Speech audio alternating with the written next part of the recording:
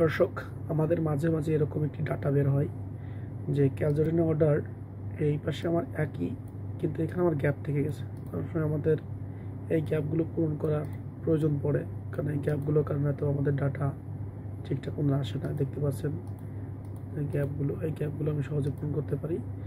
প্রথমে আমরা যেটা করব, প্রথমে আমি এই কলামটাকে আমি সিলেক্ট করে নেব। করে নেওয়ার পরে আমি কিবোর্ডে যাব, কন্ট্রোল জি দেওয়ার পরে যে বক্সটা আসলো, এখানে আমাদের স্পেশালে ক্লিক, তারপরে এখানে আমি ব্ল্যাঙ্কে যাব, ওকে দেবো। দেখেন ব্ল্যাঙ্কগুলো সিলেক্ট হয়ে গেছে এবং এই যে একটা জায়গায় দেখতেছেন সাদা হয়ে আছে, আপনি কোথাও ক্লিক দিবেন না, এই সাদা জায়গাটা সিলেক্ট হয়ে আছে অটোমেটিক।